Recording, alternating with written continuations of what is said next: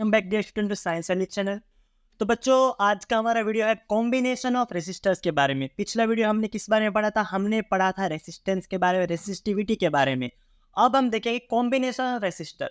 अब देखो, एक सीधी सी बात मैं आपको बताता हूँ। जब भी हमें कोई प्रैक्टिकल अप्लायंसेस बनाना होता है, कोई चीज़ बनानी होती है जिसमें हमको इलेक्ट्रिसिटी पास करनी है, तो उसमें रेसिस्टेंस की ज़रूरत होती है। तो हम ऐसा तो नहीं है कि एक ही रेसिस्टर लगाएंगे, समझो 3 ओम का, 4 ओम का। हमें बहुत बड़े रेसिस्टेंस की जरूरत होगी तो बड़ा रेसिस्टर लगाएंगे, इसलिए हमें बहुत सारे रेसिस्टर्स लगाने पड़ेंगे उसके अंदर। तो तभी जब ये प्रॉब्लम होती है, उस प्रॉब्लम के सोल्यूशन के हिसाब से हमने बनाया कॉम्बिनेशन ऑफ रेसिस्टर, यानी रेसिस्टर्स को, छोटे छोटे रेसिस्टर को मिला के एक बड़ा रेसिस्टर बनाना। तो वो देखते हैं कैसे होता है। In various electrical things we often use many resistor in combination. देखो, होता क्या है कि बहुत सारी इलेक्ट्रिकल चीजों में हमें क्या चाहिए, हम एक दो रेसिस्टर से काम नहीं चला सकते, हमको बहुत सारे रेसिस्टेंस चाहिए, तो बहुत सारे रेसिस्टर लगाने पड़ेंगे, जिस वजह से हमारे पास एक दुविधा आती है कि हमें कॉम्बाइन करना पड़ेगा। अब हम दो तरीके से कॉम्बाइन कर सकते हैं, जोड़ सकते हैं रेसिस्टर को, एक तो सीरीज में और एक पैरेलल में। इस वीडियो में हम सीरीज कॉम्बिनेशन पढ़ने वाले कि सीरीज में रेसिस्टर को कैसे जोड़ते हैं। तो सीरीज रेसिस्टेंस का अभी डेफिनेशन देख लेते हैं। इफ ऑल द रेसिस्टर्स, क्या कहा है, if all the resistors are joined end to end that it is in series combination.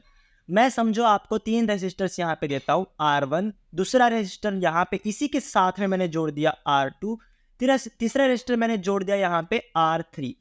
ध्यान दो क्या किया मैंने, all the resistor are joined end to end. यहां इसका एंड है तो ये इसके एंड से जुड़ गया, यहां सेकंड रेसिस्टर का एंड है तो ये इसके एंड से जुड़ गया। जब भी रेसिस्टेंस बिल्कुल सीधी लाइन में जुड़े हो, एंड टू एंड जुड़े हो, उस कॉम्बिनेशन को हम कहते हैं सीरीज कॉम्बिनेशन। ये आपको ध्यान में रखनी है बात, ठीक है। अब एग्जाम में आपको आएगा डेरिवेशन करके बताओ, डेराइव करके बताओ कि इसका रेसिस्टेंस टोटल कितना निकलेगा। तो उसके लिए आप ये वाला पॉइंट यहां से चालू कर सकते हैं लिखना नोट्स बनाने के लिए। Let there be 3 resistor R1, R2 and R3 joint end to end, they are in series. देखो, ऐसे मैंने 3 रेसिस्टर बना लिया, R1, R2, R3, ठीक है। अब आगे क्या करना है, हमारा काम ये है, हमको एग्जाम में क्या प्रूव करना है कि इसका इक्विवेलेंट रेजिस्टेंस कितना निकलेगा, वो डेरिवेशन करके दिखाना है, फॉर्मूला बनाना है हमको। तो देखते हैं, चलो पीछे आगे चलते हैं। देखो, ऐसे मैंने 3 रेजिस्टेंस लगा लिया, R1, R2, R3, ठीक है। In series circuit current I remain same as I passes from each circuit. देखो, यहां से करंट जा रहा है, क्या हुआ, यहां से देखो ये प्लस है, ये माइनस है, यहां से करंट ऐसे करके ऐसे जा रहा है गोल घूम के।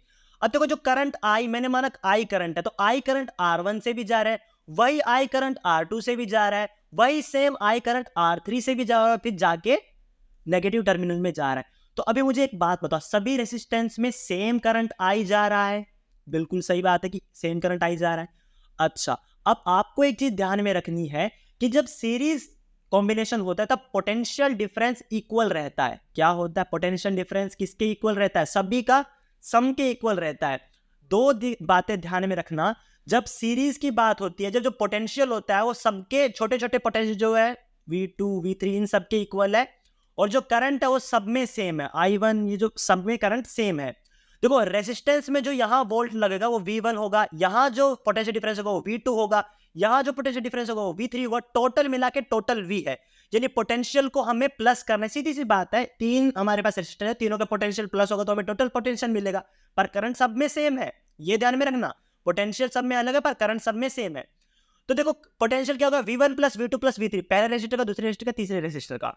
फिर देखो, अब सेम करंट सब में से पास हो रहा है, तो मैंने क्या किया, मैंने मान लिया कि टोटल इसके अंदर वोल्टेज कितना है, टोटल इसके अंदर वोल्टेज है V इक्वल टू IR मैंने मान लिया, और R ये क्या, R टोटल रेसिस्टेंस है, ठीक है। तो यहां V equal to V1 plus V2 plus V3 था, उसकी जगह मैंने लिख दिया V की जगह IR, जिसकी IR1, IR2, IR3। अब I कॉमन निकालो, तो यहां से I कटेगा, यहां से I कटेगा, तो रेसिस्टेंस क्या आया, टोटल रेसिस्टेंस। टोटल रेसिस्टेंस आया, तीनों रेसिस्टेंस का सिंपल हमने सम कर दिया।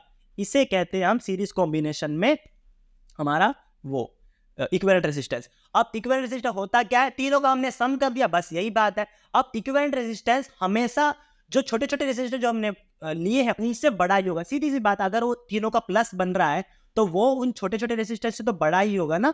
तो ये हमारी सीरीज रेजिस्टेंस की बात थी। कल की वीडियो में हम डिस्कस करेंगे पैरेलल रेजिस्टेंस को, पैरेलल रेजिस्टेंस कॉम्बिनेशन को, ठीक है। Thank you very much.